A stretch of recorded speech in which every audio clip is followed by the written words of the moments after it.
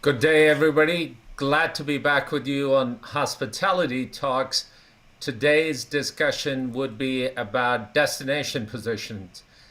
Tourism destinations are probably one of the most difficult products to market, and I use products as a reference point. It involves large number of diverse stakeholders with possible differing opinions.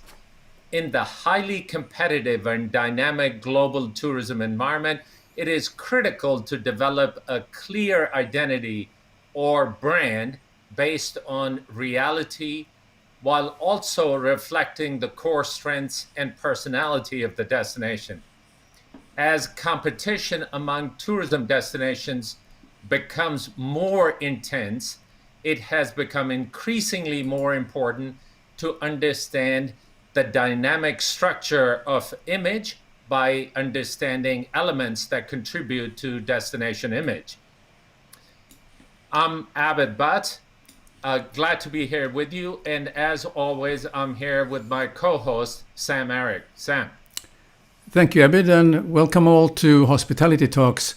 We are now in the height of the travel season, at least for around the world where people are traveling domestically, but also it puts expectations on the destinations. Well, how are they going to move forward in order to lure the international travelers and in wake of the new expectations they may have as a result of the pandemic, or has anything changed?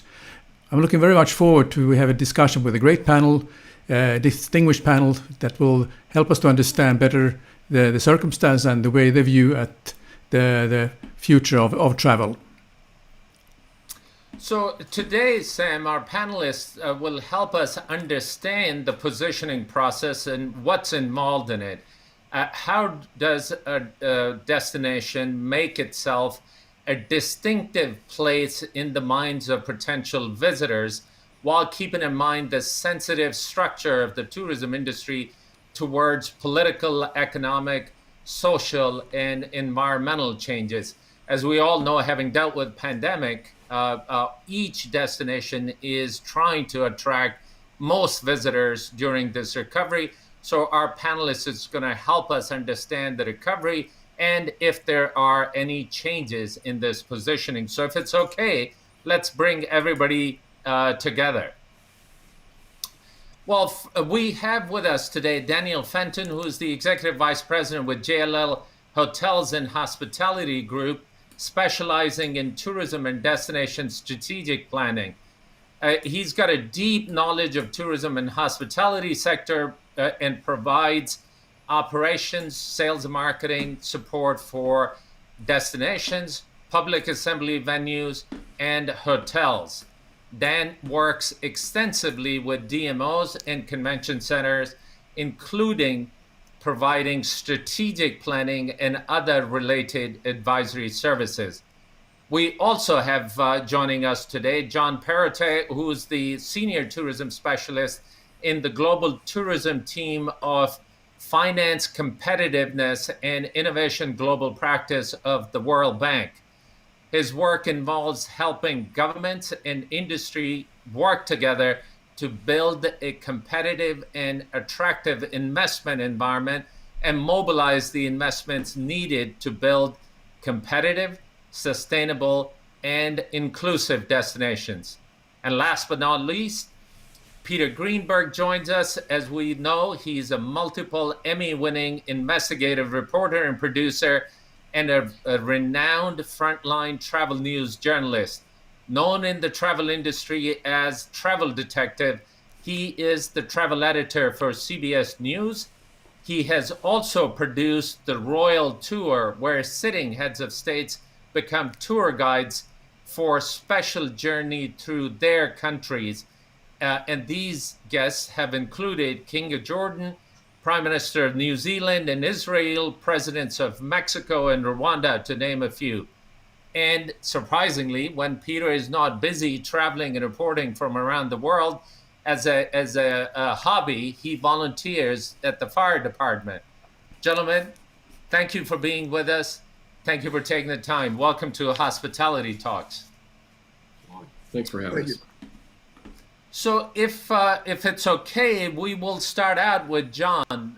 John, you have had your involvement in travel and tourism sector around the globe, including emerging as well as mature markets.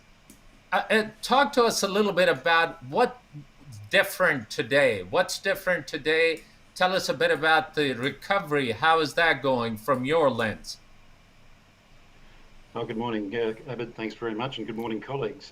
Well, of course, this crisis is, as we all know, very different to previous crises. Often when we have a major impact in tourism, it's either on the supply side, there's some hurricane has gone through and destroyed a lot of the plant, or there's some demand side impact, such as the global financial crisis. Here we have a situation where both of those trends are at play at the same time.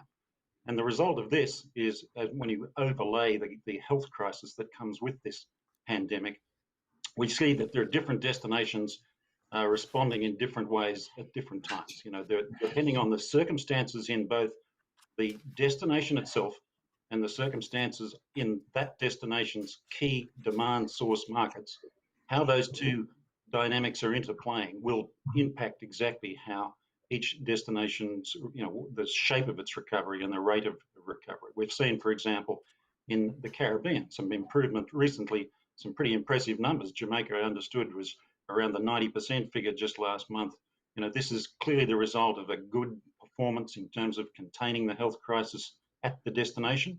And it's also a good result because its key source markets are doing fairly well. So I think this balance between the two is where we see the critical measure of how destinations are performing. Now, if you compare the Jamaica crisis, for instance, to what's going on in Fiji, where we have, the center of the South Pacific Islands, a similar sort of geographic destination, but Fiji suffering quite a lot right now because of the pandemic taking off again, and also its core source markets, Australia and New Zealand, are totally closed. Just no outbound travel from those markets, and so there's a country that's going to have a lot longer pathway to recovery than some of the countries in the Caribbean. Well, thank you, John. Are there any learnings to be had as a result of what we've just experienced for the past 16 some odd months? Are there things that could be done to provide more resilience as we talk about destinations? Of course. And I think what's happening here is that we've seen over this period of time, this is a massive learning curve for all of us, as you can imagine. At the World Bank, the phone started ringing very hot, very fast, with every country you can think of asking, well, what do we do? What's the advice? What's the policy? What are the strategies that we should follow? And the reality is, well, we're not too sure. We have to do some homework. We have to do some analysis. We have to kind of think this through. And that's a large part of what we've been doing for the last 12 months, is trying to get our head around exactly what is going on. Now, what is emerging is some definite changes in trends in market perception and demand. We expect to see that, these various trends we've heard spoken about, more outdoor travel, more conscious travel related to the health conditions at the destination. We need to understand those trends better. The destinations that have got on top of that quickly seem to have been doing better. And some, of course, have been experimenting with all sorts of new ideas, attracting digital travelers, trying to get people to stay a bit longer, who may be more resilient, etc. So I think understanding demand is the key first step. And because that demand is changing, what we do see in a lot of the emerging markets is there just aren't the budgets to really understand demand. They do a lot of expenditure on marketing, the promotion, and part of marketing, but they don't really have the fiscal space or the budgets to do the market intelligence work. I think this is one of the trends that we're seeing changing now, as people are starting to spend a bit more money on trying to understand what these new trends are and work out how to tap into them. In some cases, that's not going to be that simple, because some of those market changes will require investment changes at the destination to reposition. We can talk a bit more about that a little bit later, but that's going to be a longer term fix. But I think this question of resilience is probably the biggest thing we've seen in the bank in the last 12 to 18 months. And I think this is where we've seen that countries, always kind of thought, well, tourism's important, it's important in different countries for different reasons. For some countries, it's all about employment and getting people in jobs and building their family incomes. In others, it's for replacing, foreign exchange that may have been lost through commodity price deterioration or even loss of volume of some of those resource-based economic activities.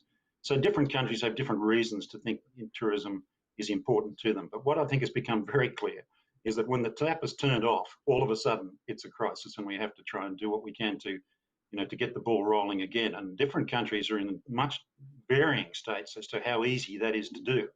And a lot of that has to do with, I think, how integrated tourism is into the economies. In the West, we tend to find that in advanced economies, tourism is well and truly integrated, even to the point where it's hard for policymakers to think through exactly how to target policies for the industry itself. In the emerging economies, it's all about saving the industry and trying to protect what they have. And that's a very different resilient story. So I think what we're trying to see, or what we see quite a lot of now, are our counterpart country policymakers talking a lot more about this question of integration, how to help protect the tourism and travel industry by integrating it more into the general economy. What does that mean? Building those linkages to, labor markets, building the linkages to supply side, value chains, and strengthening how tourism fits with the rest of what that country has to offer, particularly in this, sustainability, the greening of the economy, the new blue economy concept is really taking off in many countries. How can the tourism industry be better linked to fisheries, for instance, or better linked to protecting natural resources? John, any examples of destinations or countries that might have done a better job of integrating tourism economy with the larger economy?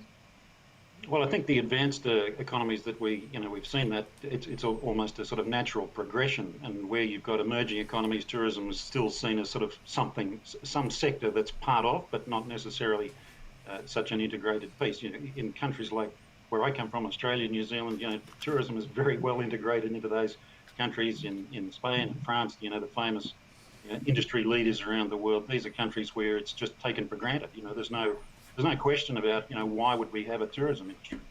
Whereas when this crisis first started, one of the most surprising things I noticed in the bank dialogue, the internal dialogue in the bank was, well, why should we actually protect the tourism industry? It looks like it's in big trouble, probably won't be surviving, so let's move on to some other sector. So hold it, that's not a smart move. We need to kind of realise that tourism is important in these countries, but many of them rely totally, very high levels of GDP dependence in some countries, 40% in some cases. You can't just not protect this industry. And I think some of those countries that are, well and truly advanced in understanding that, some of the Caribbean countries that we mentioned earlier, Jamaica, etc., they understand this totally and are very agile and quick to move. Some of the most constructive conversations that we had at the beginning were with some of those small island nations that really did realise how important this is to them. So, John, everybody talks about diversification. Everybody talks about positioning their destinations so that we would avoid any catastrophes like the one that we've just dealt with. What does that exactly mean? And how does a destination go about it? Because the easiest thing for tourism departments is to show an exponential growth in tourism arrivals, because that's how I get my money.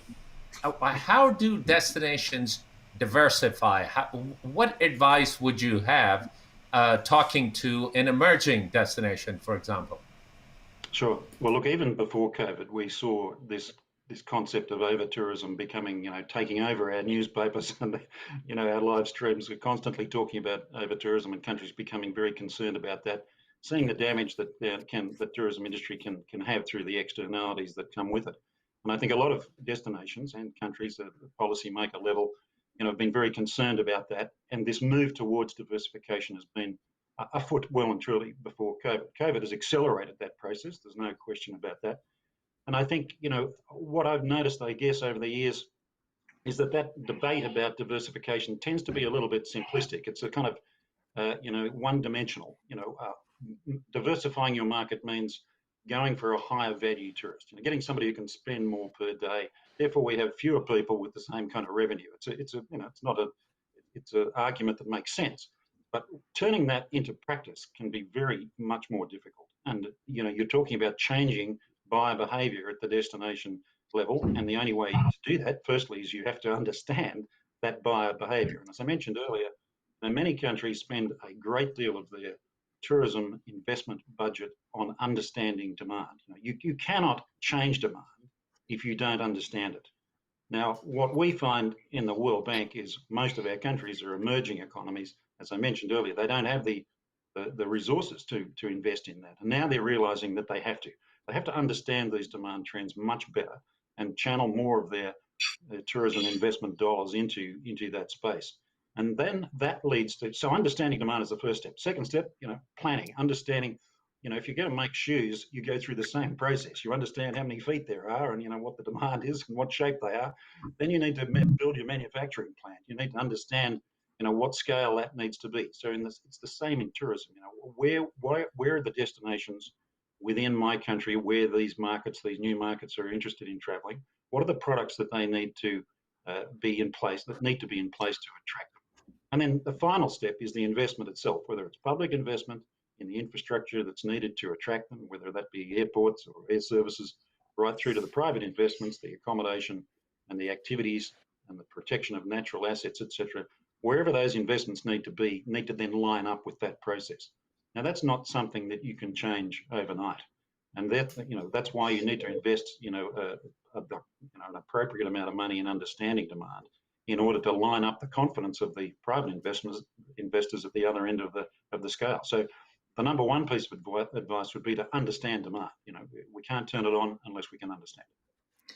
Well, look, it might sound like a simple, logical process, but working through that in a destination, again, with stakeholders with differing stakes in the game, plus governments, I'm sure this equation becomes very difficult, particularly a lot of the governments don't even have a cabinet level position that represents tourism sector. Typically, it's combined with something else, economic development or something.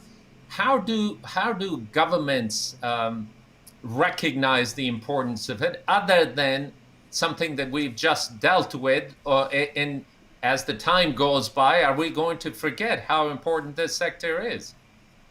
Look, there's a big risk of that, actually. You're quite right that they just flip straight back to where we were before. And the more rapid the recovery in some countries, I think we're starting to see some evidence of that already, where people are saying, well, we know we're going to come out of this in a much more competitive state than we were before. Therefore, we need to be ready to reignite those markets that we had in the past and just get back to business as usual as soon as we can. I mean, there's a good reason for that, of course. There's a large number of people that have lost their jobs and need to get new sources of income and get back to work.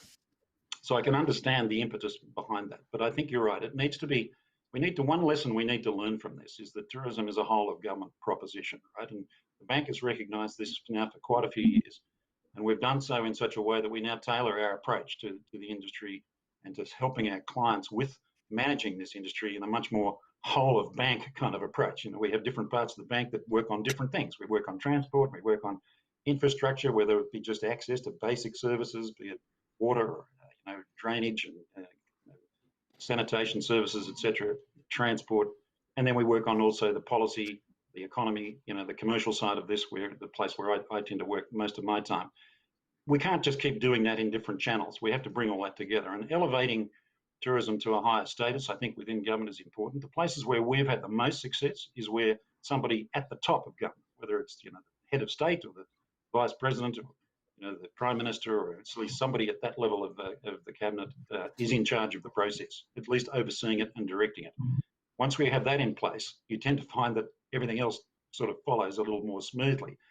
But it's not so simple. You have to integrate these processes into government budgeting, and that can take some time. And a lot of our work actually these days is helping governments create those platforms to implement that type of process. So I think for the more emerging economies, this is a lesson that they should be trying to learn as they go along.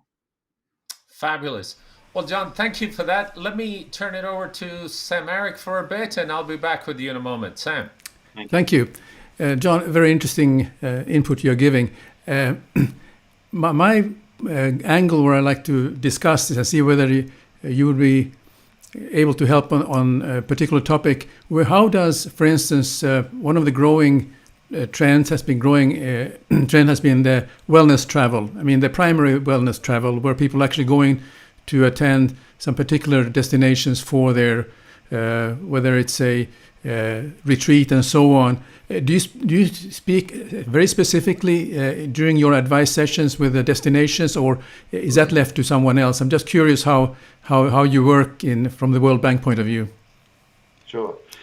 Thanks, Sam. So the question is really about this whole segment of the market, and it's a wide segment. It ranges from somebody who just needs to go and relax somewhere, because that's very good for their health, right through to somebody who needs some kind of medical procedure. And those markets tend to behave very differently. Some of the countries we work in have a strong representation at the second end of that continuum, where they are consciously structuring their export, travel and visitor economy towards those markets.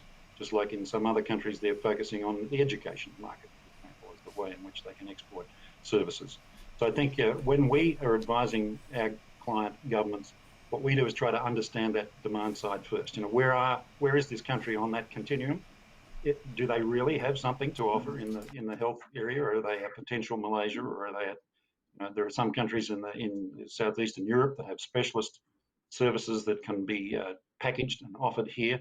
We've been studying this through our value chains section of our unit in the bank, and we can see that there are business opportunities in many parts of the world for that very specialized sort of area, even in the medical services area. So I think understanding demand, again, I don't want to sound too much like a broken record here, but working out exactly where you are on that continuum is very important. And then, what we do is then help our client countries position themselves to attract that market, either by helping them attract the investment that's needed to offer the services that people require with the professionalism and the confidence that people will respond, so that the market will respond, or just also in the marketing side of that as well. Yeah. The millennial travelers, particularly who are and the younger travelers, they are very concerned about the planet, the climate changes, and the key buzzword is sustainability. How does that come into the conversation you have with the destinations and the governments, and the importance of it? It's the beginning of the conversation, almost all the time now, Sam. So, the bank develops these various acronyms to help guide its internal sort of processes, and the current one is, very much focused on this, green, inclusive, and resilient development. GRID is the one we're using right now. So, come back in a couple of years, it might be something different, but essentially it's focused on very much the same kind of idea. Sustainability, you are quite right, and it's not just something that is, a bit of a marketing fad. David well knows we're doing some research ourselves with the WTTC on future market trends. We're running a pulse survey with CEOs around the world, and the results of that have been quite surprising. We've understood that sustainability is important, both from a policy and supply side point of view. We've believed that it's important from a demand point of view, but now we're getting, some very hard evidence that shows that, unless your destination can show that it's sustainable, you may be at risk in the future. And so, I think countries are picking up on that very quickly, and they're responding. And then the question for us is, well, what does that mean?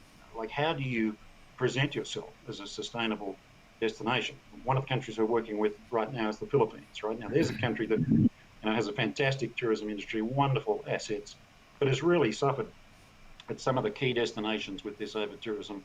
And why is that? Because the destination is just totally, some of them, unsustainable. And so the assistance the bank is providing is not only at this demand and understanding demand end, which is kind of my department, so to speak, but also our urban and municipal infrastructure department is working with those destinations to make sure that the infrastructure is upgraded in a sustainable kind of way, so that not only is the infrastructure itself, built to withstand, future impacts and therefore be more resilient, but also that the destination itself can present itself honestly with integrity as a sustainable destination. And these are examples now that are starting to roll out in many other countries. Resilience was always important in a country where you have a cyclone or a hurricane every couple of years, but now it's important in every country. And why should it not be? Because at the end of the day, that's what travel and tourism is about, is helping people take advantage of those resources, that are under threat. No matter, even when there are a few people around, they're under threat. And so we need to find ways to do that in a sustainable way. Well, thank you very much, John. I'll hand over now to Abid for the final questions. Thanks, Sam. John, one more question before we bring our next guest in. What we have dealt with recently, or more appropriately, what was dealt to us during the pandemic and what we have been living through, is it an opportunity for transformation or is it pure survival? And how is it that different markets and different destinations are looking at it? It's both. There are businesses, hundreds and hundreds of businesses that are in trouble or have disappeared already. So from that point of view, it's a survival exercise. We have to find ways to keep those skills. There's a big risk in the tourism space that these skills that have taken years, anyone who owns a tourism business at all knows how hard getting the skill levels up can be, and then retaining people with the right skills. If those skills are lost to some other sector, that's a tragedy, actually, and that will be very hard to recover. Why would people come back if this is not shown in the future to be a sustainable industry? So I think there's a big issue around this question of, retaining skills and dealing with the emergency right now. The governments that we've seen have been successful in this have been ones that have been what I would call policy agile. They're able to quickly change the policies so they don't get stuck in a place. They've been able to introduce protection mechanisms straight away. Either it's cash grants or relief through their debt service requirements, etc., or funding some of those relief requirements, and then changing quickly to not having all of those resources tied up in that, but moving some of those resources then to protecting the workers and retaining those skills somehow, either through on-the-job training, subsidies, whatever it might be, through to then the building that marketing case where they can see that some of their demand side has some potential to recover quickly, and making sure that the policies are in place to do that. So I think the emergency side of it is clearly not going to go away, because we're seeing different countries come into this emergency at different rates. Here we are in the Western world thinking things are looking pretty good. I was stunned really myself traveling around the US the last few months just how many people are traveling, and my colleagues, many of them traveling to foreign countries already. But there are many countries that are really just going into this. I mentioned Fiji earlier. So there are going to be people at different stages, whether it's crisis or rebuilding with resilience. And to come to the second part of your question, this is a wonderful opportunity to take this much more seriously. And I think this is not the World Bank preaching, right, by the way. This is us responding to what we're hearing. We're hearing a lot of countries saying, look, we had this problem before, the over-tourism issue, just to put it in simple terms. But we just can't have that in the future.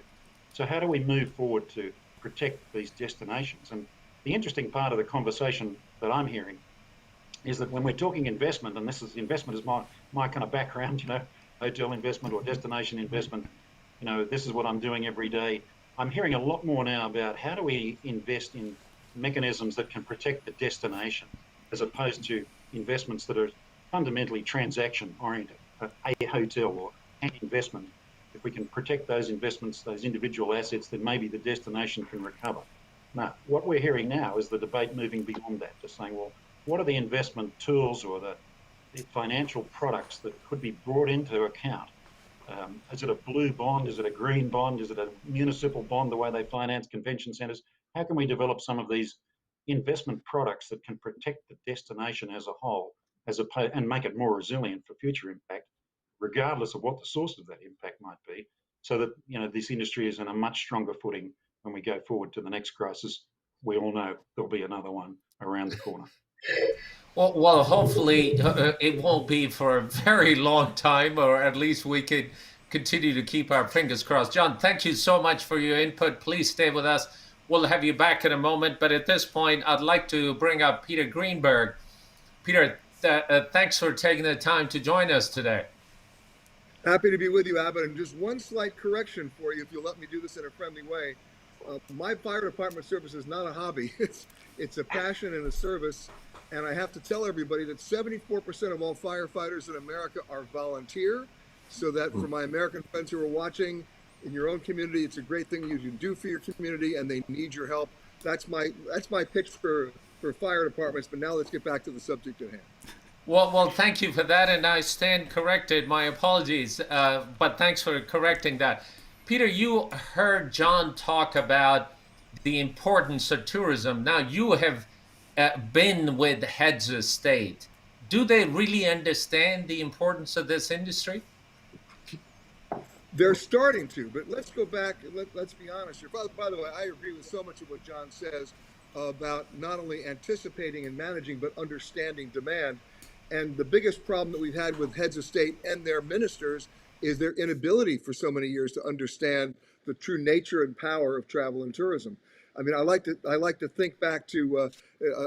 By the way, there are exceptions to this rule, of course, but think about a person becomes a head of state and he's building his or her cabinet. In the old days, the last cabinet office announced is travel and tourism, assuming they have one. And the person they give the job to is the one person who probably donated the most to the campaign, who they think could do the least amount of damage. So let's make him travel and tourism minister. And the next thing you know, nothing happens until we have a crisis. We had the crisis back in 2001, of course, with 9/11. Then we had the volcano. Then we had, right before the volcano in Iceland, we had the economic debacle in 2009.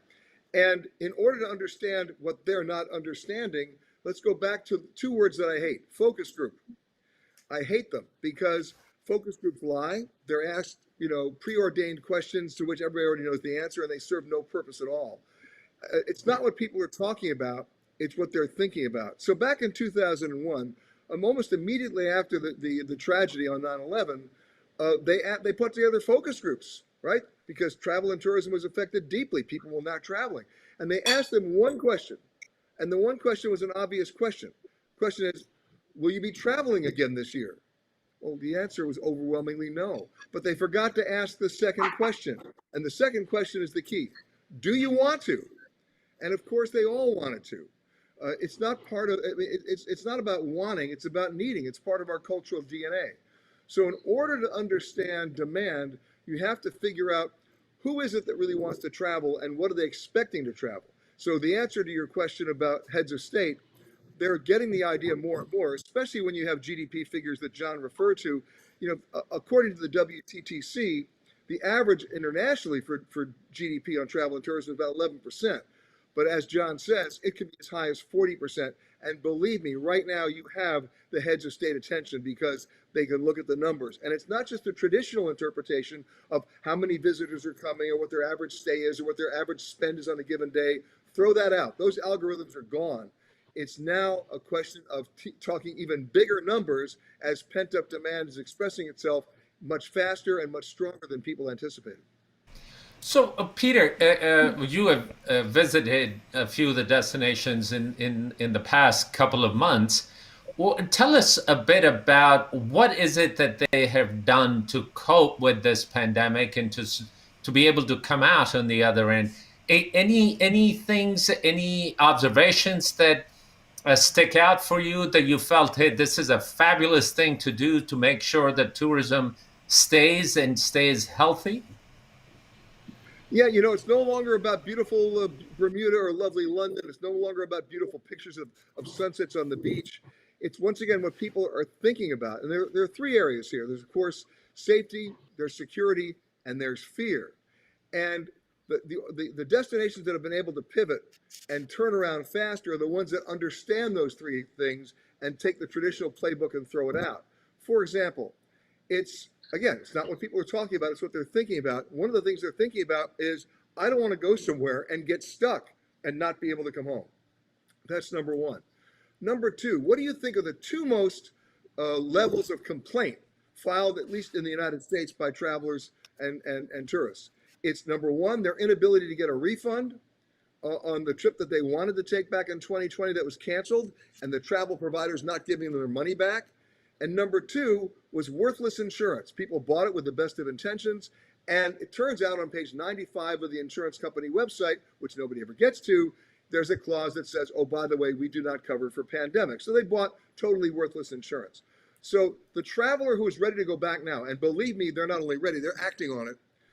They're going to go with the people who are going to give them a different definition of terms about their rights in terms of refund, their rights in terms of insurance, and guaranteeing their safety should they test positive overseas or somehow get sick and be unable to get home. And that's what has to be addressed. So, John mentioned Jamaica. That was one of the countries that did it first. They came up with an insurance cover. They came up with, what they call destination assurance. That's one good example of a tourism-dependent country that figured it out. But there are a lot of other countries right now that haven't, and they're still trying to get people to come back. It is ironic to note that back in January and February of 2020, as John also mentioned, the buzzword that was on the table was over-tourism. We couldn't stop talking about it. Well, the pandemic gave the travel and tourism industry an opportunity for a reset, for a do-over, if you will, to figure out how do you manage the growth when it comes back, because it is going to come back. Not everybody's done a good job. We're already having problems in Venice. We're already having problems in Hawaii. This week, think about this, the mayor of Maui appealed to airlines to reduce their number of flights to the island. What does that tell you about an inability to manage growth and this double-edged sword of a public health issue now at odds with an economic issue? So this is the criteria we're going to have to look at to figure out who's going to survive, because the traveler who's coming back is not interested necessarily in beautiful beaches. They're interested in the process of travel. They're interested in back of the house. They want to know what happens when they flush the toilet. Where does that water go? They want to know, what the healthcare facilities are like on the island or the destination. They want to know what the assurance is going to be. And of course, they want to know what the infrastructure is going to be.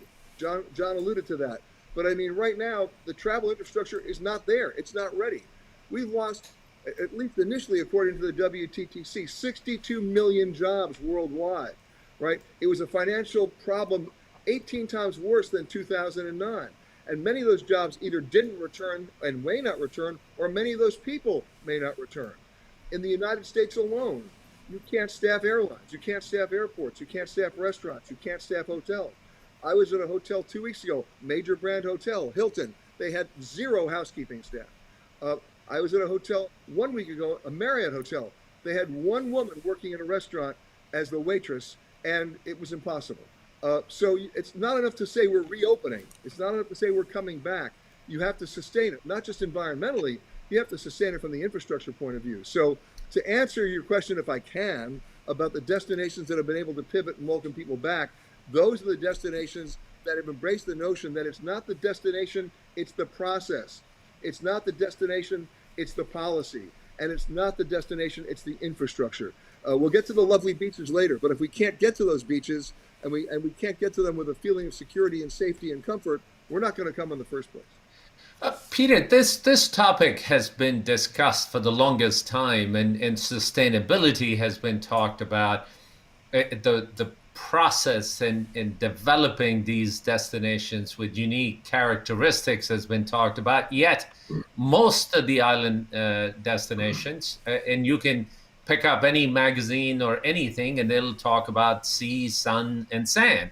And quite candidly, unless there was a tagline on the bottom that told you where it was, you wouldn't know the difference. It might as well be a stock photo.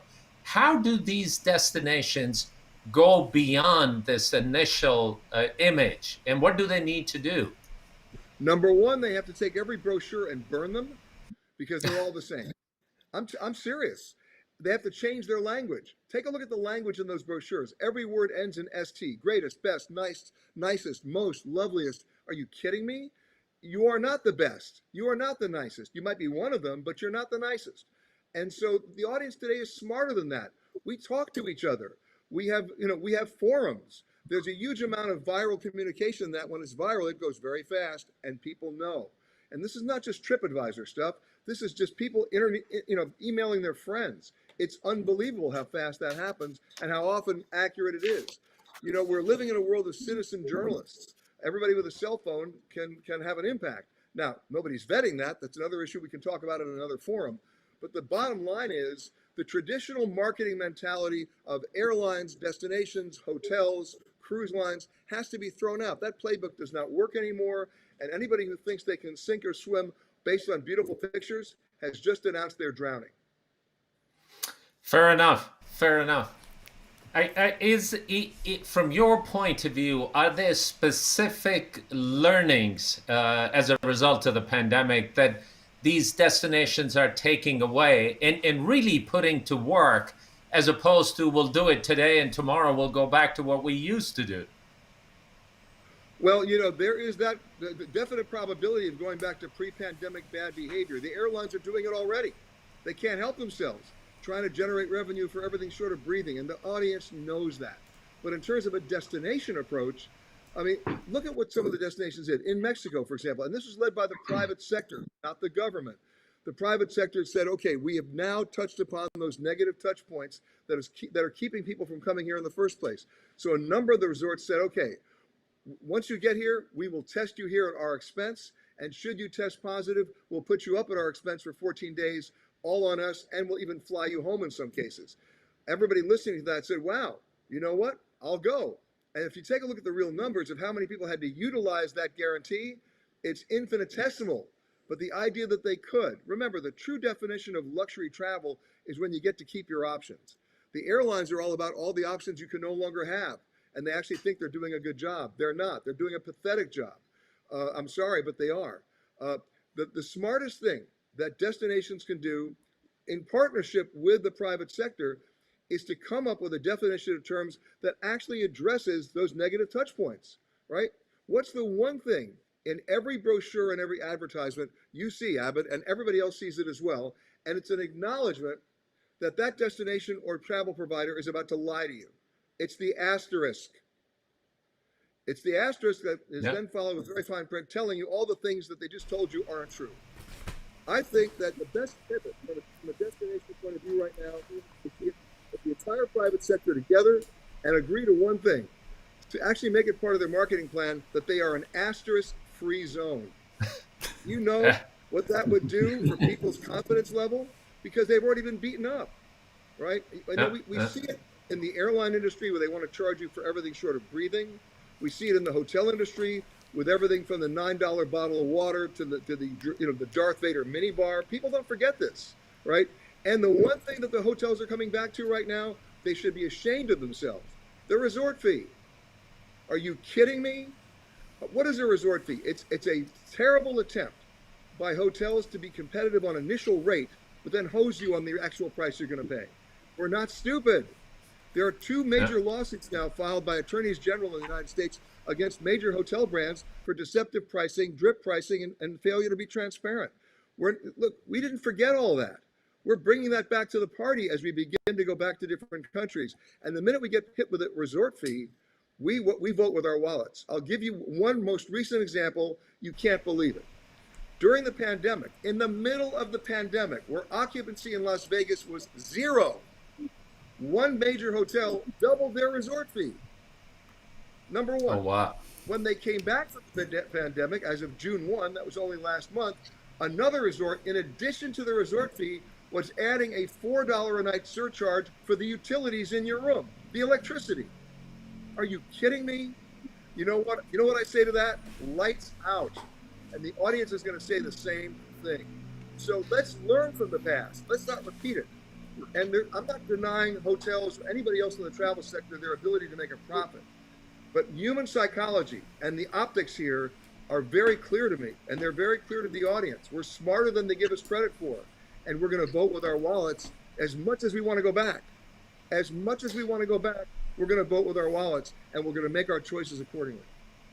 Well, thank you for that, Peter. Let me turn it over to Sam for a bit, and I'll be back with you in a moment. Sam. Oh, thank you. Peter, really great stuff here now. Value you're giving here to the audience. I hope they're taking notes of everything you're saying. I would be interested that if you can share with us your views and what you have seen about the trends in travel, considering we are living through the pandemic, looking ahead, what are people's mind or what are they thinking about how they want to travel in the future, and what do you see are the trends? Well, I'll give you the short term and the long term. In the short term, there's been so much money parked on the sidelines during the past 15 months that it's coming back so fast and in such large numbers that the audience is less price sensitive than it used to be, right? It's less price sensitive in terms of the overall picture. So I'm seeing hotel rooms that are going for $1,200 a night in California that should be going for $250, and they're running at 90% occupancy. People are not hesitating to pay that. Especially in the luxury high-end travel, it's even worse than that. If you wanted to fly to Maui today on your private jet, you could go, but you might not be able to park the plane. They've run out of parking space. So that money is coming back, and it's coming back in a big way. But where is it coming back? It's coming back in secondary and tertiary destinations that may not have been on people's bucket list before. They're looking for bragging rights in alternative destinations that were not on their list. So this happens in America. This is happening overseas. And so you're going to see countries, for example, in Africa, it's not just Kenya or Tanzania or South Africa. Now it's Namibia and Botswana and Swaziland, different name, of course, now, that may not have been on people's list before because they figure they can go there and the social distancing is baked into the process and they can breathe. And they're willing to spend whatever it takes to do that. That's in the short term. That's why you're seeing every plane full, even high rates. Last Thursday, I needed to get from Los Angeles to New York. Do you know what my airfare was one way in coach? Does anybody want to guess?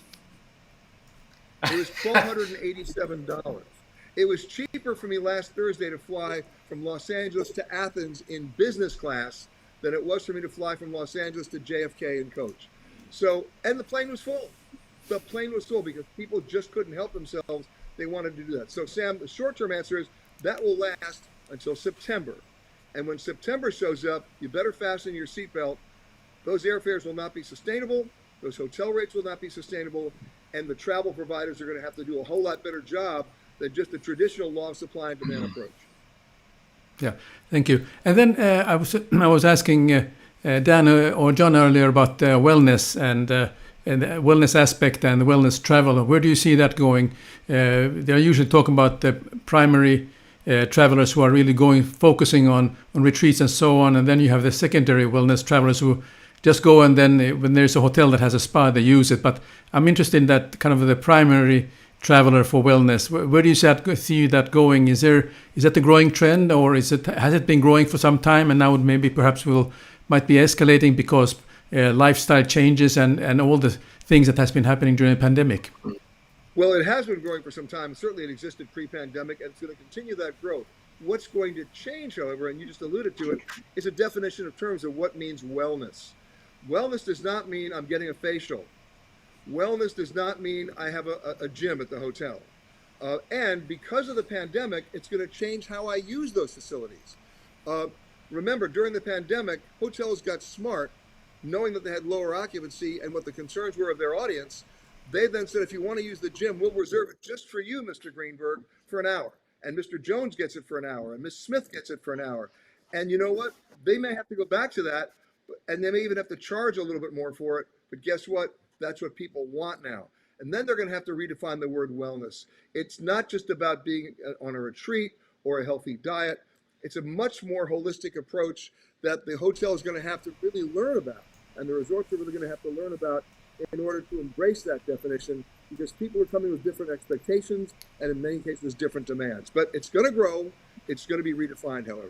Yeah, that's what I thought also. Well, thank you, Peter, and let me hand over to Abid for the final questions. Peter, one last question. Any new unique destinations that you might have visited recently? Can you share what that was like and what are they doing to position themselves, particularly coming out of the pandemic? Well, I've been actually traveling since last July. Obviously, I'm doing it responsibly, and that was even before I got vaccinated. But since last July, we've done our television shows in Croatia, in Mexico, in Turkey, in the Dominican Republic, in Alabama, in Tanzania, and in Kauai. So you have a pretty good cross section there. We obviously couldn't get to Australia or New Zealand. We couldn't get to parts of Asia. South America is still a bit of a mess. However, the one thing that we're noticing is that there's a double standard. And the double standard is the standard that's applied to the people who live there as opposed to the standard that's applied to the people who are visiting there. So I went to Turkey during a lockdown in which their own people could not go out.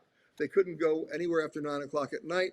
But if I carried an American passport, I could go to a museum. I could go to a public institution. I could actually get out there and enjoy the destination. That's the first thing. The second thing is we've morphed now. Nobody wants to admit it, but we've morphed from a public health issue to an economic issue, and the metrics have changed. And what I mean by that, it's no longer just a matter of public health. It's a matter of does a destination want to go through another summer without revenue? Number one. And number two, when I say the metrics have changed, they've changed from a focus on the vaccination levels of the people who live in a destination to the vaccination levels of the people who want to go. And there's a huge disconnect there, but the vaccination levels of the people who want to go are taking precedent. For example, I was in Tanzania last week. You know what the vaccination level there is? It's under 6%, but they're open, right? They may have a lockdown for their own people, but they're open to us. The European Union decision about a month and a half ago to open up all 27 countries is happening right now. But interestingly enough, in the UK, they haven't made that decision yet to allow vaccinated Americans to go. And it might interest you to know it's all about reciprocity. It has nothing to do with our vaccination level, which it should be, of over 65, 70%. It's about who got vaccinated in the UK and whether or not the United States will recognize those vaccines. And right now, we're not recognizing AstraZeneca and we're not recognizing the Sino vaccine. So until that happens, the UK is not going to let the Americans in. They're holding that as a card in a negotiation and vaccine diplomacy, if you will, and they're not doing a very good job of it, I might add. But the point is, the metrics have changed. And so from an American market position, we can go just about anywhere that's open and do so with confidence now, as long as they've dealt with the subtext of what happens if I get sick or if I get tested positive, how do I get home? And the destinations that are dealing with that are the ones that are winning. So, Peter, is this going to turn out to be the wealthier nations that obviously have had access to vaccination? They would be welcome, but the rest of the world is going to be still in a lockdown mode. Is it going to be the haves and have-nots? Is that where we headed in travel and tourism? Not only is that where we're headed, that's where we are. And it's a sad statement. That disconnect is going to continue, and that disparity is going to continue. Now, that'll be changed when African countries, for example, will allow vaccinated Americans to come in, and Americans come in, or vaccinated passengers from any country come in. The economics will then drive the level of vaccination higher. It's inevitable. But right now, that vaccination level is so low that it's impacting their economy in such a negative way that their recovery route is going to be limited for at least the next year and a half. Well, thank you so much, Peter. A fabulous conversation. Please stay with us. We'll have you back in a moment. But at this point, I'd like to bring up Dan. Dan, thanks for taking the time and joining us. Great. Thanks, Abid. Dan, you heard John and Peter talk about the challenges in destinations and what we are going through. You've been involved on the ground level, advising destinations as to what they can or cannot do. Talk a little bit about the importance of that process. Is it really necessary, or is it somebody trying to do a sales job on me? Well, I think that there's been a couple of things raised today, I think, Abed, and that are important to mention. And let's start a little bit with Peter's comment related to best and brightest and the best beaches and that sort of thing. I think it's a great comment, because the point is, how do we get people more engaged with our content as tourism leaders? So how do we get people to, when they're searching and when they're thinking about things, to really look at our content as objective, editorially based, and really trying to define what the uniqueness of our destinations are? I think sometimes that's missed in how we market destinations. And I'll give you an example. One of the things that has really surfaced in the pandemic as a vital part of a destination is small business and what independent owners do, and some of the unique things that entrepreneurs do in our industry, whether it's culinary entrepreneurs, whether it's experiential entrepreneurs, or whether it's people who are trying to do things within our destinations that are truly unique. And how do we stimulate that type of activity and then go to the traveler and say, instead of saying, as Peter mentioned, we're the best beach, we've got unique features. We've got things you're going to be able to experience here. Sure, you may go to the beach, but don't forget, there are other things that we want to show you and we want to get to. We want to make sure that you experience as part of coming to our destination. I think that's a big issue that was sort of raised today that I think is important. And the second one that John talked about really related to the sort of digital side of marketing. Peter talked about this a little bit too, and that is we've got to go directly to people with experiences that relate to them. So if I'm a younger traveler, if I'm a millennial traveler, we got to go with things that they're going to be interested in seeing and doing and experiencing. If I am a baby boomer, if I'm multicultural, we got to be able to go and drive experiences to that segment to come to our destination. As opposed to this sort of generically raising awareness, we've got to be much more focused. And the nice thing about, the digital platforms that are out there, the ways to follow people's behavior and therefore see what their interest is and then say, we have something for you specifically, has got to be part of the future. Because I think without that, a lot of the comments today are well put. And that is, we as tourism leaders, we're going to be left behind. We are not going to be the source that people use. And we need to be the source. And here's the reason we need to be the source, is because there's no pay to play with us.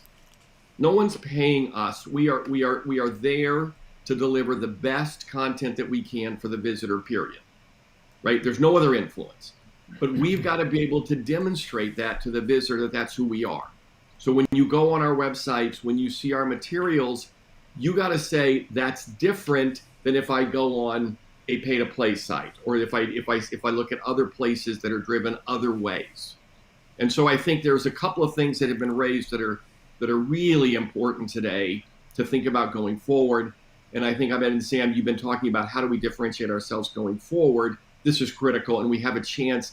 The word reset was used, critical word, right? Using the time to reset how we think. If we just go back to going, okay, we're going to be passive, we're just going to let everybody come and do the best we can, that's not the answer, right? And I want to say something about sustainability here for 1 second. And that is, we've been doing things like measuring people per square kilometer, in center areas of destinations and things, so that we can quantify the notion of too many people, right? Because the other thing that has been talked about is, let's not forget the visitor experience itself, right? And if that visitor experience is going to be impacted because we're not managing demand and we're not thinking that through, that's going to hurt us in the long term. So I think there's been a lot of threads today that are really excellent that we should be thinking about going forward. So Dan, it's hard to get away from all these superlatives that we've used throughout. I want to be able to pound my chest and say I'm the best destination and it's the best beach and I've got the best hotel. It is very difficult to get away from it. Talk about the importance of messaging in positioning, and how can that help us be more competitive in this really crowded marketplace? We've got to, we've got to go right to you. We have to go right to you with things that are of interest to you that we have.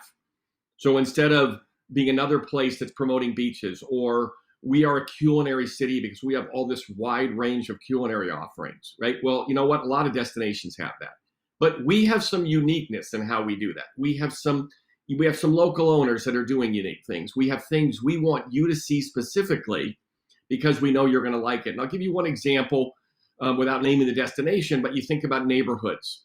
People often want you to see their neighborhoods, right? We've got to create a way where you as a visitor can be transported. It could be a public-private transportation method, doesn't have to be all publicly funded, where we can get you into those neighborhoods and we can work with the neighborhoods on those experiences. Because you know what? Those neighborhoods are probably unique. They may have a certain culture that's there, but the way that culture has delivered the services may be unique.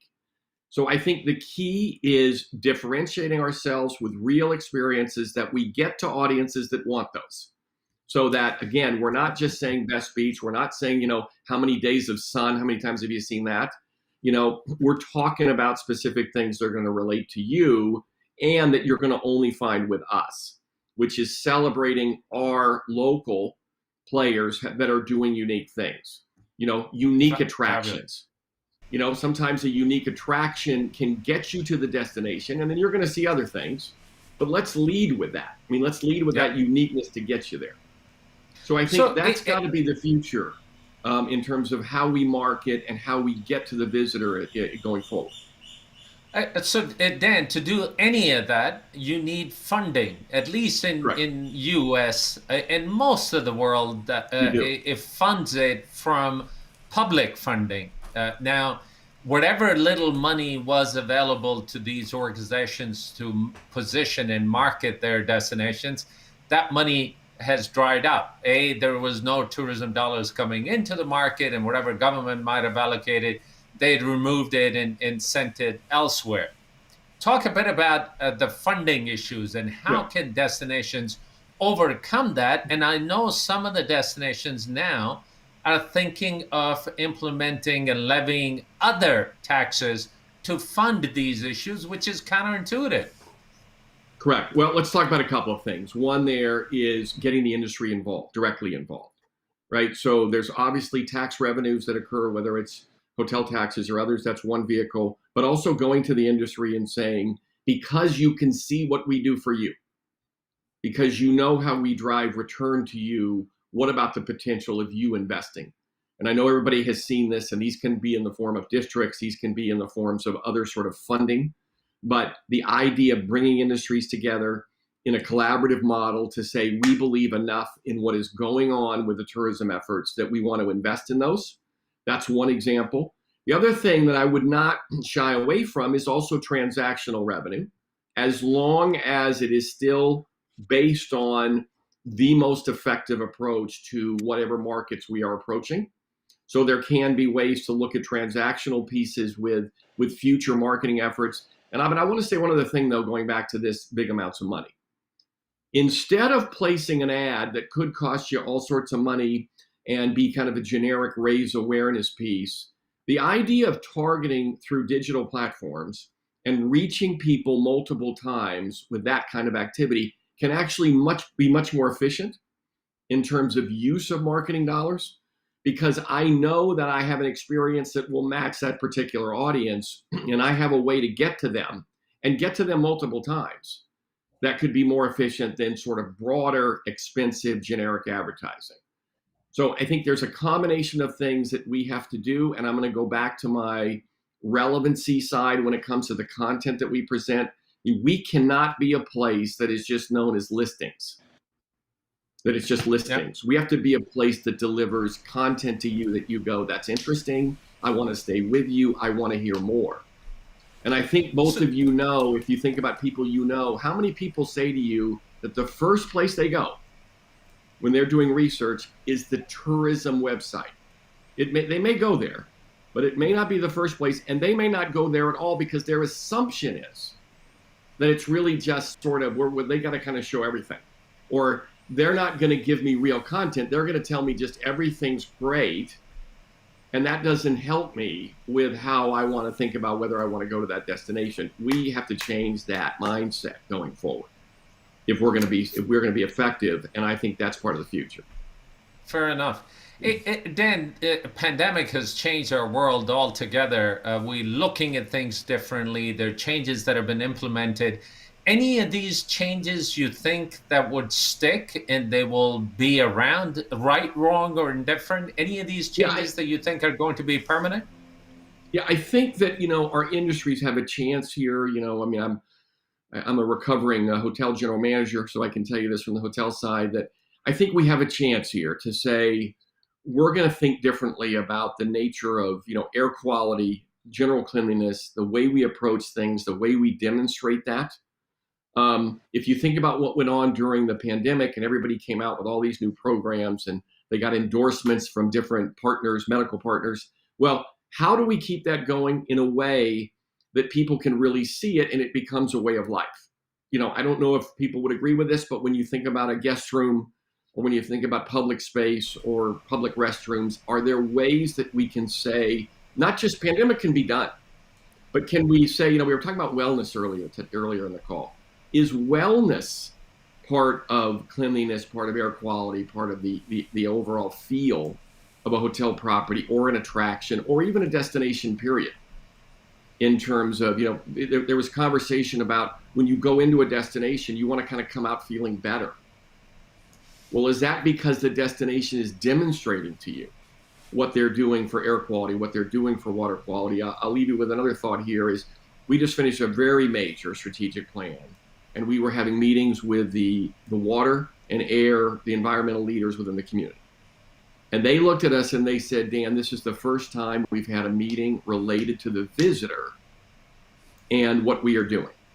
So it's all about the resident, understand, but when they think about the visitor, and we had a lady who ran the health area for that particular city, she said, you know what, I'm going to use this as a way to going back to fight for why we've got to keep our health standard high, right, and why we have to do this. So we have to interject the visitor into these conversations going forward, and have visitors know that if they come see us, they're going to come out feeling better because of how we think about this within our destination. So I think that sustainability, and I want to leave one other thought. Aspirationally, what about regenerative tourism?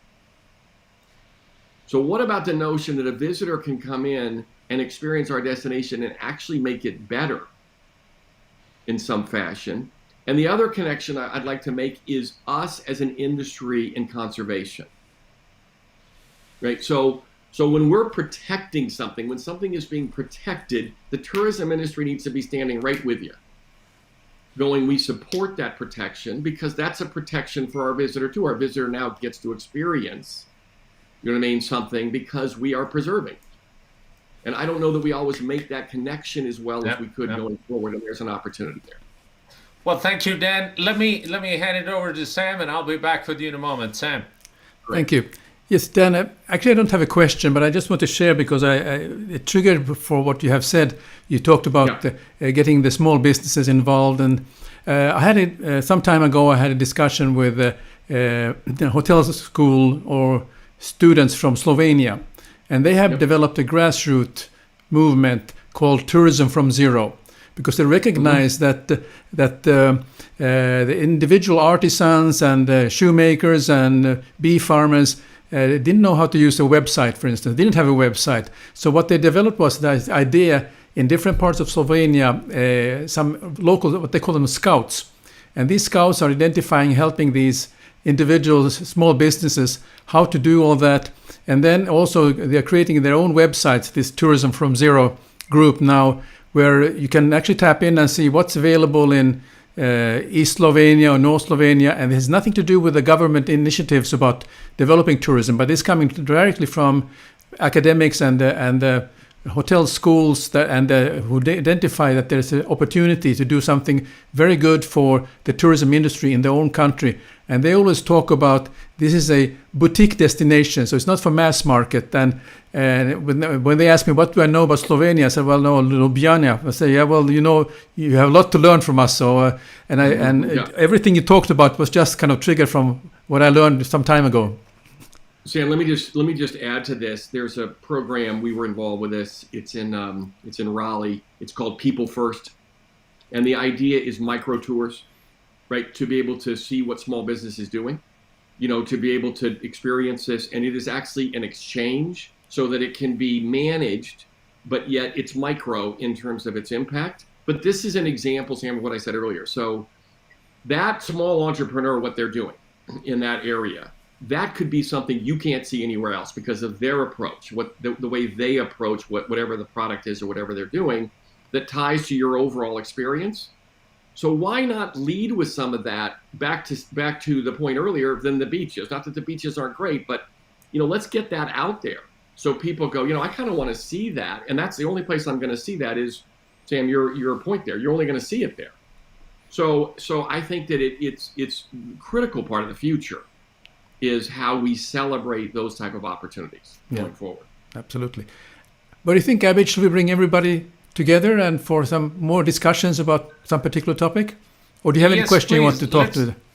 Let's bring everybody together, but I do have a question for Dan. Dan, changing revenue streams for a destination, what does that look like? Are destinations considering revenue generation in a different way as we recover from this pandemic? Yeah, I think there's a couple of things. You know, one is this transactional side that I mentioned earlier, right? And again, it's got to be objective. So it's designed again to service the visitor.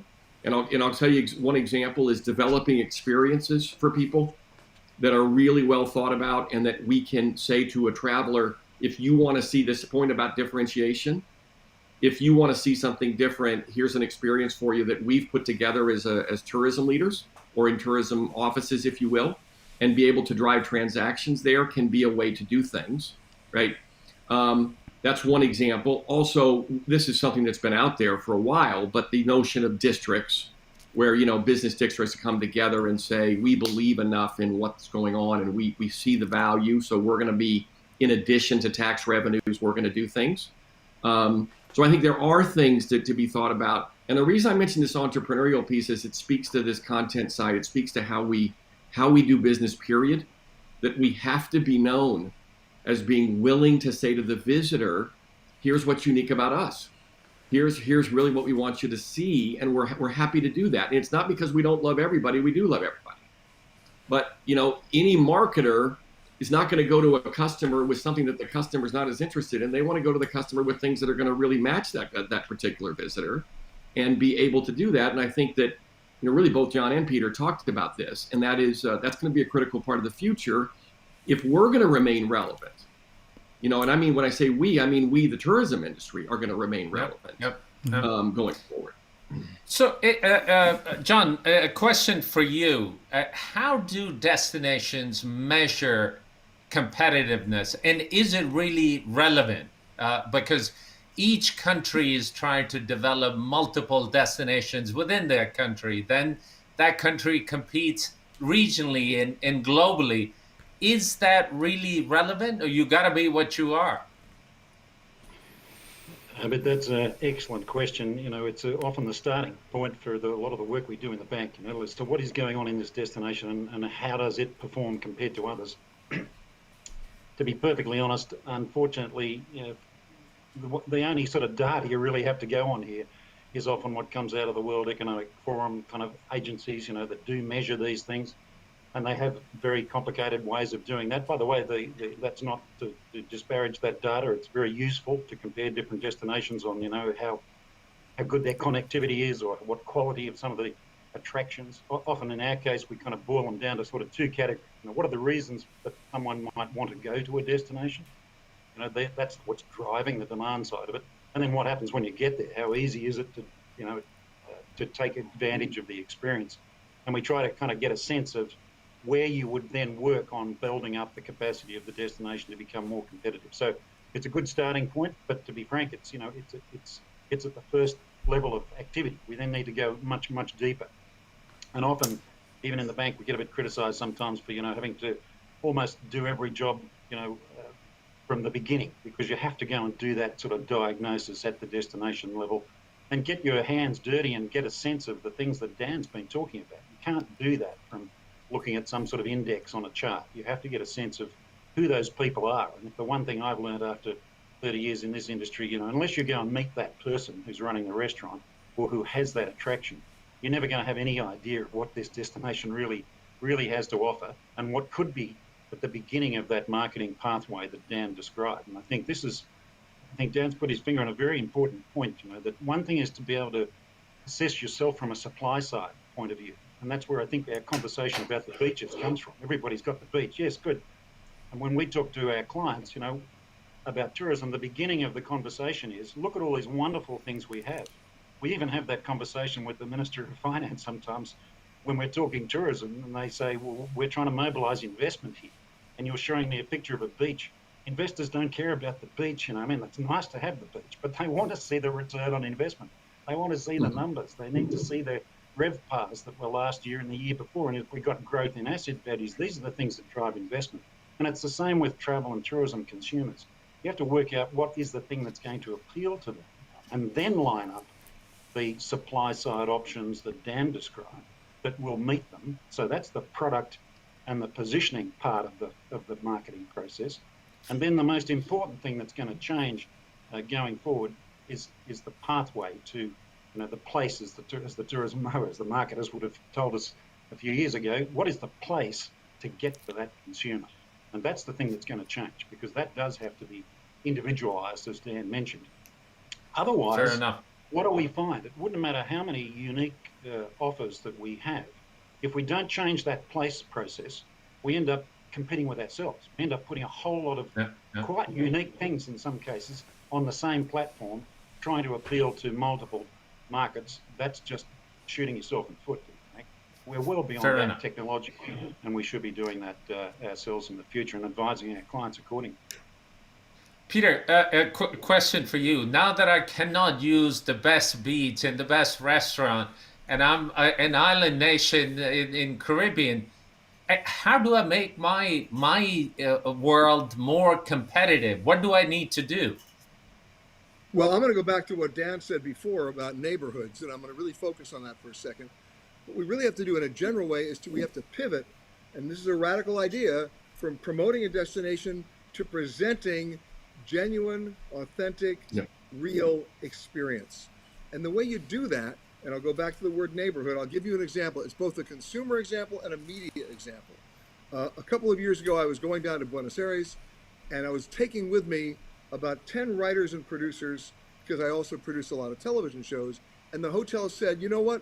When you land, we're going to send the limos out to the airport to bring you to the hotel. And I said, don't do that. Number one, the flight arrives at 7 o'clock in the morning, and we all know the rooms won't be ready. So why would we take a limousine to sit in the lobby? I have a much better idea. Ask every maid, bellhop, front office, back office worker who has a car to bring their own cars out to the airport. We'll pay for it, and have them take it to the neighborhoods where they live, and we'll have That's a great breakfast idea. together. And they looked at me like I was from another planet because they'd never done it before. Well, guess what happened? What happened was they did come out to the airport. They took us to their neighborhoods. Do you know what time people checked into the hotel? At 10 o'clock that night, because they were having so much fun. And guess what happened 6 months later? The group that I was with flew the maids, the hotel barkeepers, the bellhops to Los Angeles and had a party for them. Those relationships are long lasting. But you talked about this before, Abbott, about funding these programs. Where was the funding there? It was the cost of their gas to get them, and we picked up the tab for breakfast. So that's one. I'll give you another example. And this is an example of where communities are not using their existing resources as ambassadors, right? I'm going to ask a question, and nobody ever gets it, so you won't be penalized if you don't get it. When I go to a destination, where's the first place I go for information? Anybody want to guess? I would tend to think you're going to go to the, when you get off, the service counter at the airport. Oh boy, you're definitely not winning this prize. No, where I go, listen to me, I go to the firehouse. And the reason why I go to the firehouse is because the firefighters in that firehouse have been in everybody's hotel, they've been in everybody's restaurant, they've been in everybody's home, they've been in everybody's neighborhood. They are my best tour guides ever. And they also know where to eat, which speaks to what Dan was talking about as well. And no community utilizes this incredible resource, because unless the fire alarm is ringing, they're sitting around waiting for you to come to talk and tell stories. Last point I'm going to make, and this is one that's really bothering me, and that is where the accountants run the asylum. And I want Dan to listen to this very carefully. When the accountants run the asylum, we all go crazy. And what's happening now is that the CFOs are now, in many cases, using the pandemic as an excuse to eliminate service. Yeah. And I'm not talking about tent cards on desks. I'm happy they're gone. I'm talking about basic service that we've come to expect, where we're paying for it. And and if they do that, if hotels that are now saying housekeeping is optional, I have a problem with that, right? Hotels that are saying anything else is optional or on demand, we shouldn't stay there until it's not on demand. It should be part of the service. Airlines have made seats optional. Why not hotels? Oh, so you want? Well, then you're leading them down. You're leading them down the path of destruction. Yeah, Look, airlines. If the airlines were actually telling the truth about their marketing logos these days, their marketing message, it would be, "We're not happy until you're not happy." That's their message, and they're going back to that message now. And I'm sorry to say, it's a sad state of affairs. So they had a chance. They really had a chance. And the legacy carriers are going to get left at the gate by the low-cost carriers, because at least they're not promising something they're not delivering. Now, moving back to the hotel experience, they are promising something and they're not delivering in many cases now, and they're using the pandemic as an excuse. We were all in it together. Remember those famous words? We're all in this together for the last 15 months. But now, as we're emerging from the problem, They have to go back to what works in terms of the basic delivery of service. That's what defines hospitality in so many ways. And so my hope is that they don't let the accountants run the asylum. And I'm not talking about going from linen to paper. I'm talking about something even worse than that. So that's my thought right now. Fair enough. Thank you so much, Peter. Dan, anything to add to that? So here's what I want to have happen. The next job that we do, I want Peter and John to come with us, right? And I want to walk into a visitor center. And while I'm talking to the guy in the front, Peter's going to be taking all the broshures and putting them into like a garbage can and burning, right? So we can like we can actually demonstrate burning the brochures. Peter, I kind of want to do that with you because I just violently agree with you here. You know what I mean? Count me in. On that, you know. And I just want one other comment, and it's really a whole other session. But Peter, what you raised, and John, you raised this too, and that is bringing the community into this, like this whole notion of service personnel, people that support our industry, and really bringing them much more into the mix here.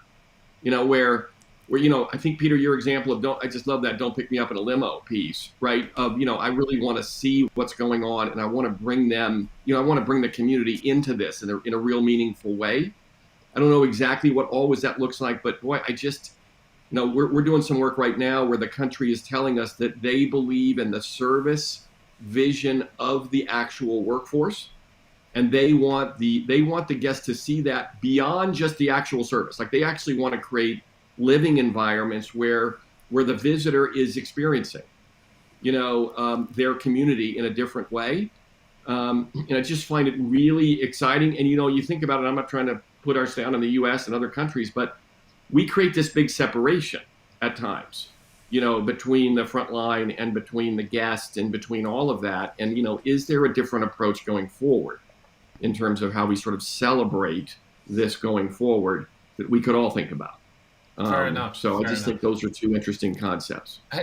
Dan, I'll volunteer to burn the brochures because Peter will have to be there playing the firefighter role. That's right, because that's right. So he can make sure we do it safely. Peter makes sure we do it. That's right.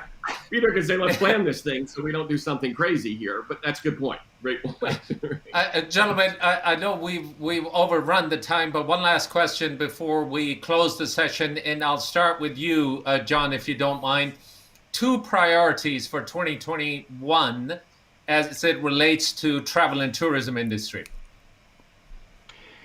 Okay, so first is, make people feel safe. I think this is an underlying trend that we've all been discussing here. This isn't going to be a recovery for anyone if they don't feel safe. So, we have to deal with that first. And different countries, different destinations, of course, are at different stages for that. Obviously, if you don't do that, you're in the risk business and you're going to be in trouble. If you can't manage that risk, then everything else, you can't manage either. So that's the first thing. And then secondly, be ready to change. Get ready for quick change. Things are changing quickly. Understanding those market drivers that we all discussed and working out the best way to get to them is going to be your pathway to a future of demand. There's no question about that. But don't let your policies get in the way of all that. That's really the big message that we have, is that too many policies, are designed to maintain the status quo, and we have to change that. Fair enough.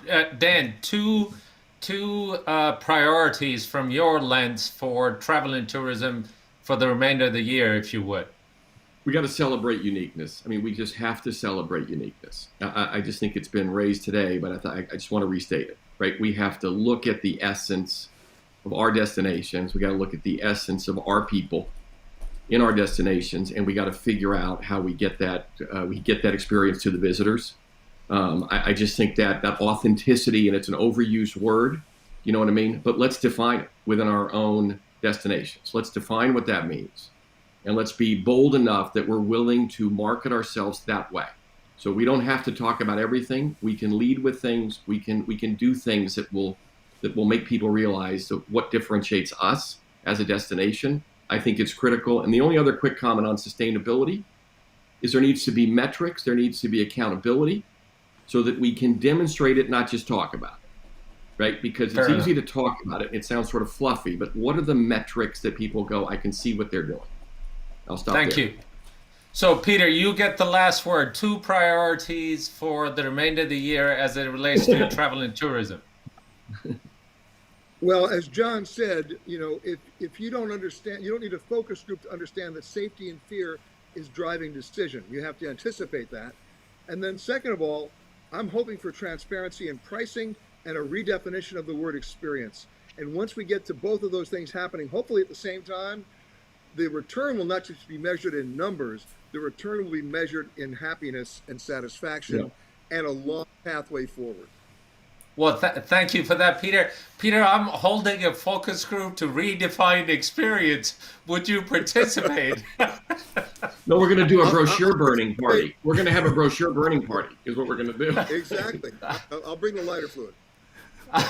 Gentlemen, it's been a fabulous, fabulous conversation. Thank you so much. Dan Fenton with JLL Hotel and Hospitality Group, Peter Greenberg with CBS News, and John Perrottet with the World Bank.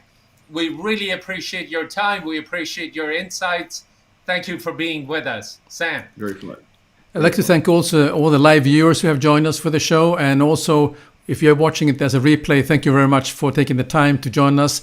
If you have any comments, just write them down on the comments and I will certainly reply to you. If you like to listen to a podcast, we have the Hospitality Talks podcast, where exactly the same episode and all the past episodes can be heard. So we're looking forward to seeing you again in the next episode. So thank you very much to all the panelists. Thank you. Thank you, guys. Thanks, everybody. Thank you, colleagues.